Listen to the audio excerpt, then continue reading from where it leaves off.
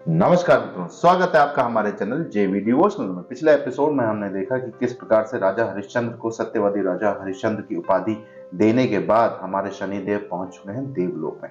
और देवलोक में जैसा कि पहले से ही प्रकरण चल रहा है, देवलोक से बाहर निकालने का शनिदेव मैं शपथ लेता हूँ। तो देवराज इंद्र ये चाहते हैं कि सभी लोग शपथ लें कि आने के बाद किसी का भी जो माइंड है ना वो चेंज ना हो पाए, और जल ग्रहण करवा के शपथ दिलवा। शपथ अगर लिए रहेंगे तो शनिदेव जैसे ही आएंगे उनको निष्कासित कर दिया जाएगा। लेकिन शनिदेव जब पधारे सभा में तो उन्होंने कहा, उसके जस्ट पहले सूर्यदेव ने शपथ लेने से मना कर दिया कि शनि का मंतव्य अच्छा था, लेकिन जो मार्ग था वो कैसा भी था वो गलत था।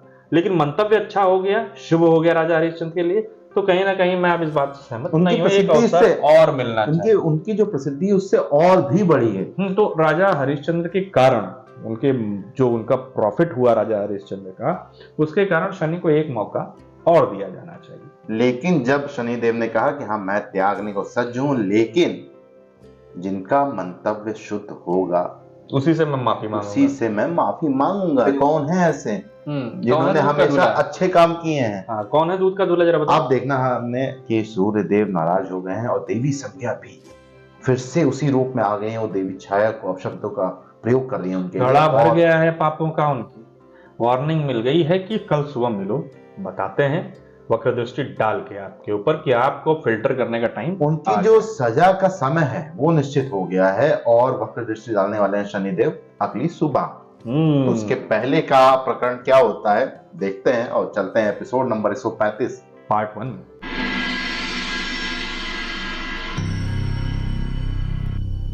कल सूर्य की पहली किरण के साथ मेरी वक्र दृष्टि आप पर पड़ेगी।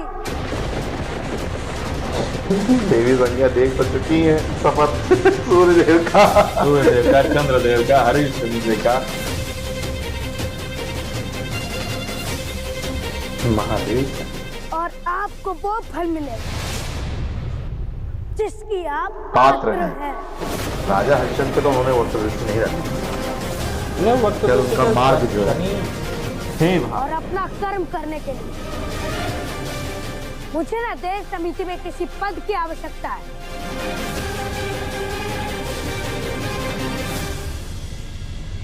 न देवलोक में निवास करने की। कर्तव्य निभाना तो आया, हम अपनी दृष्टि डाल सकते हैं।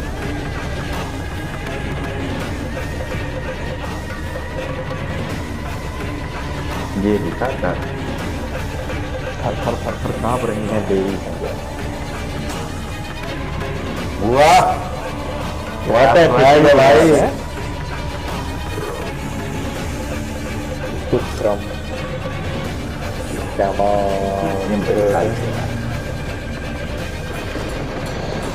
हैवी करने वाले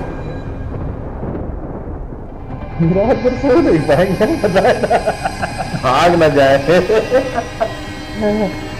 मैं ही देवलोक त्याग देती हूँ। पहली किरण के साथ मेरी वक्र दृष्टि आप पर पड़ेगी और आपको वो फल मिलेगा जिसकी आप पात्र हैं।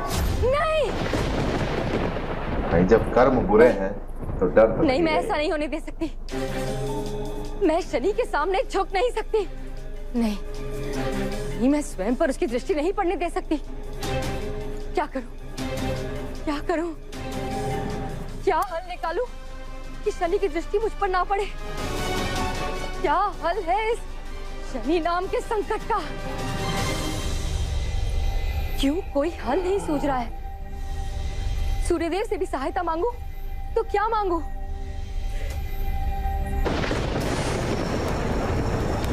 छाया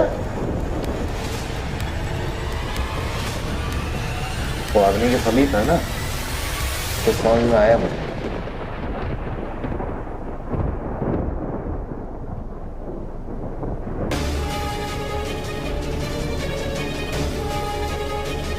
बचा रखते हैं क्या थोड़ा सा तरफ से?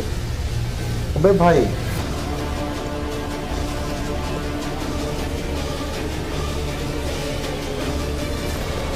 समय आ गया क्या? छाया, अरे यही हल है। मंद बुद्धि। जो हल सूर्य के प्रकाश में नहीं दिख रहा था, वो संज्ञा की छाया में दिख गया।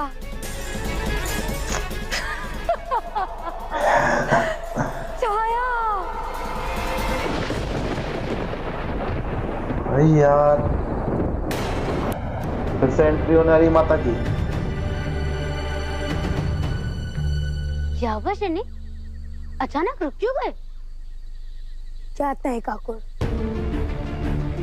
अचानक ऐसा लगा जैसे सर्वत्र अंधकार छा गया, और इतना घोर अंधकार कि मुझे उसके पार कुछ दिखाई नहीं दे रहा। अरे अंधकार में अंधकार नहीं दिखेगा तो क्या सूर्यदेव का प्रकाश दिखेगा? वैसे मित्र, मेरे मानो मेरे साथ कागलोक चलो। हमारा कागलोक इतना बुरा भी नहीं है।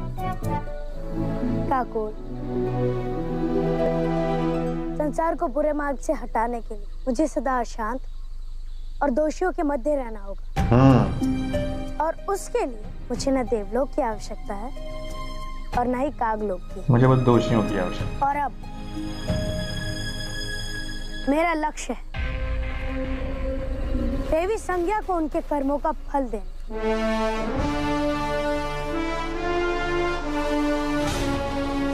तनिक सावधान रहना मित्र। याद नहीं क्यों, परंतु मुझे देवी संज्ञा से भय लगता है। उनका स्वभाव और उनकी योजना दोनों इंद्र से भी टेढ़ी हैं। मुझे तो ये लग रहा है कि उन्होंने तुम्हारी दृष्टि से बचने का भी मार्ग निकाल लिया होगा। हाँ। जानता हूँ काकुल कि वो ऐसा करने का प्रयास अवश्य करें, परंतु फिर स्वयं पर मेरी दृष्टि गिरने से रोक नहीं पाएंगे। संज्ञा, अरे यम फिर चुराने आई है। यहाँ इस समय मेरे लैब में क्या कर रहा है? क्यों? क्या एक पुत्री को अपने पिता से और एक नाती को अपने नानाश्री से मिलने के लिए मुहूर्त देखना होगा? यम की इच्छा थी आपसे मिलने की, तो मैंने सोचा आप एक रात्रि अपने मायके में बिताऊं। थोड़ी चोरी करूं और वापस आ जाऊं। मेरा अस्त्र खंडित हो गया। कल प्रातः अभ्यास में मुझे इसकी आवश्यकता पड़ेगी। केवल आप ही इसे ठीक कर सकते हैं।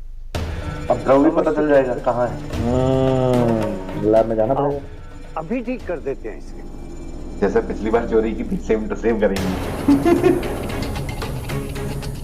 मैं भोजन का प्रबंध करती हूँ। यम ने अभी कुछ खाया नहीं।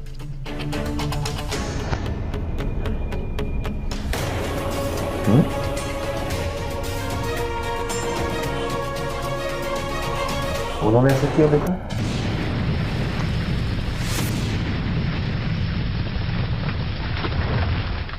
सूर्योदय हो गया, शनिदेव भी पधार गए।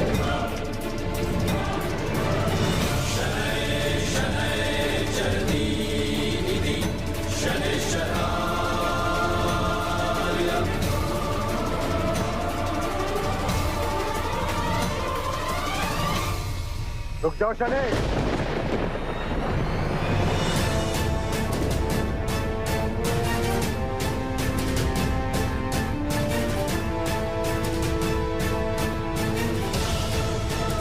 तुम भूल रहे हो शनि, तुम निष्कासित हो। तुम यहाँ प्रवेश नहीं कर सकते, और यदि तुमने मेरी चेतावनी को अनदेखा किया तो मेरे क्रोध का सामना करना होगा तुम्हें।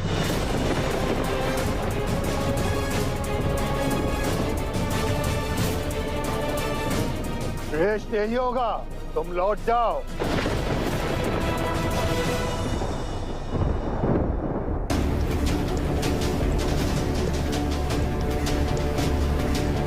आगे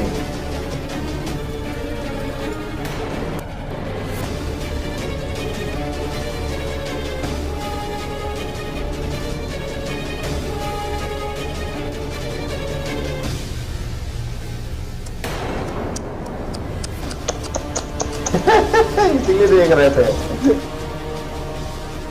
सावधान पिताश्री, आप जानते हैं मुझे रोकने का प्रयास किया तो आपको चोट पहुंच सकती है।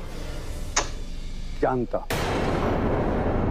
भली भांति जानता हूं कि मैं उन अभागे पिताओं में से एक हूं जिनकी संतान अपने पिता पर प्रहार करने के पूर्व सोचती तक नहीं। और मैं ये भी जानता हूं कि तुम यहाँ यम के अस्त्र के लिए नहीं आई, तुम यहाँ अपना कवच लेने आई हो। परंतु मुझे खेद है कि जिसे तुम कवच मान बैठी हो कुछ भी नहीं, जल है, केवल जल। वो हमने छुपा रखा है। विश्वास नहीं हो रहा, जांच लो। मैं तुम्हें रोकूंगा नहीं।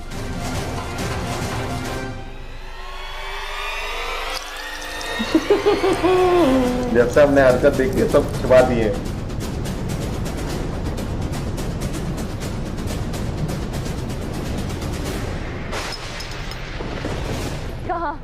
कहाँ रखा है आपने वो प्राण प्रतिष्ठा रस? वहां जहां तुम्हारी पहुंच नहीं। मैं जानता था कि एक ना एक दिन तुम फिर से उसका दुरुपयोग करोगी, इसलिए मैंने उसे छिपा दिया है। तुम्हें शनि की दृष्टि सहन करनी पड़ेगी, समझा? तुम्हें अपने कर्मों का फल पाने से कोई प्राण प्रतिष्ठा रस नहीं रोक सकता।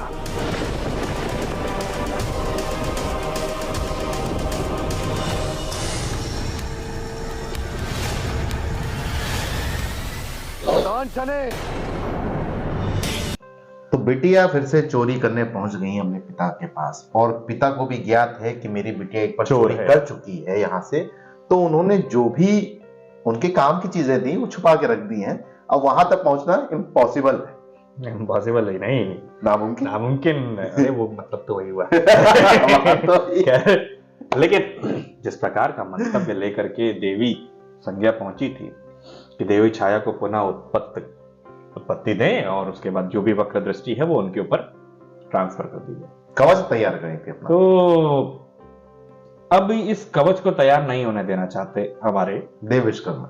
अब क्या होगा आगे, क्योंकि वक्र दृष्टि पड़ने के उपरांत देवी के कार्य किस प्रकार के होंगे, क्योंकि जैसा तो देव भी बड़े क्रोध में नजर आ रहे हैं और शनिदेव को भाई एंट्री देने से मना कर दिया है। जैसा कि हम लोगों को पता है कि वक्र दृष्टि पड़ते ही सबसे पहले व्यक्ति अपने सर्वोच्च अधर्म पे पहुंच जाता है। जैसा कि हमें दिखाई भी दे रहा है कि वक्र दृष्टि पड़ने से पहले ही देवी अधर्म करने की चरम सीमा पर पहुंच चुकी हैं कि जिस व्यक्ति से उनको घृणा है, जिस व्यक्ति के कारण उनको पाप दुनिया भर की चीजें बोली जाती हैं शनिदेव को, वही कार्य, वही सेम काम वो दोबारा करने के लिए सज्जी बैठे। अच्छा, ये काम उनके लिए अच्छा होगा कि बुरा, ये भी देखने वाली बात होगी कि जो देवी छाया जब आएंगी होगा भी कि नहीं, पहले तो ये पहले तो ये भी है, होगा कि नहीं। तो अभी सारे प्रश्नों के उत्तर ढूंढेंगे अगले एपिसोड। अभी तो हम ये देख रहे हैं कि किस प्रकार से सूर्यदेव रोकेंगे शनिदेव को आने से। चलिए इस एपिसोड को करते हैं समाप्त, मिलते हैं नए के साथ, तब तक के लिए राधे राधे।